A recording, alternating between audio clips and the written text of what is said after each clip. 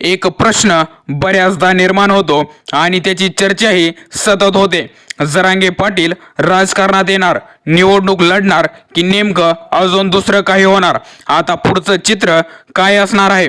खरं तर मराठा आरक्षणाचा हा गरजवंत मराठ्यांचा लढा आणि त्याला आतापर्यंत मिळालेला जो काही प्रतिसाद आहे, महाराष्ट्रामध्ये मागील कितीतरी महिन्यांपासून ढवळून निघालेलं हे वातावरण आणि यामध्ये समाजाचा असलेला प्रचंड मोठा पाठिंबा, जिथे सभा लागेल तिथे विराट गर्दी होते आणि प्रत्येक बांधव सहकार्याची भूमिका ठेवतो.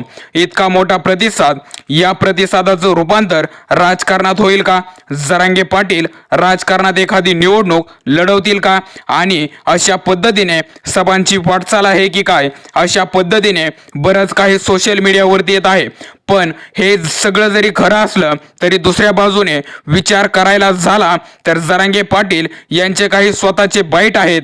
ते म्हणतात की मी राजकारणात जाणार नाही, समाजानं जरी मला तिकडे ढकललं तरी मी तिकडे जाणार नाही, मी तिथून पळून हिमालयात वगैरे जाईन पण राजकारणात जाणार नाही. अशा पद्धतीने त्यांच्या काही बाईट्स आहेत. तेवढंच नाही तर ते सुरुवातीपासून ते या गोष्टी स्पष्ट सुद्धा करत आले आहेत. पण बोललेल्या प्रत्येक शब्दाला जागायचं नसतं, हीच खरी नेत्याची व्याख्या असते. आणि म्हणूनच आपण पाहतोय की कितीतरी नेते दुय्यम भूमिका घेताना पाहायला मिळतात. सत्तेत नसताना त्यावेळी ते वेगळे भूमिका मांडतात, सत्तेत आल्यावर मात्र वेगळ्या भूमिका घेतात. मग जरांगे पाटलांनी या दिलेल्या बाईट्स, त्यांनी मांडलेले हे शब्द मोडून ते राजकारणात येतील का, असा प्रश्न निर्माण झाला आहे. हा राहिला पुढचा प्रश्न. पण तरी सुद्धा प्रामाणिकपणे जरांगे पाटलांनी हा लढा आजपर्यंत तरी कायम टिकवलाय. कोणाचाही कसलाही एक रुपया न घेता, कोणालाही बळी न पडता इतका प्रतिसाद लोकांचा असताना हा लढा प्रामाणिकपणे आजपर्यंत टिकवून ठेवलाय.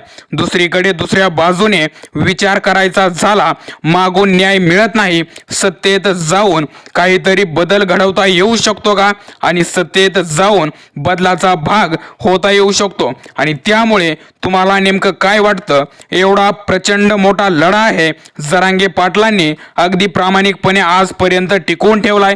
तुम्हाला काय वाटतंय? उद्या जरांगे पाटील राजकारणात येतील का? कमेंट सेक्शनला जरूर व्यक्त व्हा. चॅनलवरती नवीन असाल तर आता चॅनलला सबस्क्राईब करा. भेटत राहूया. जय महाराष्ट्र.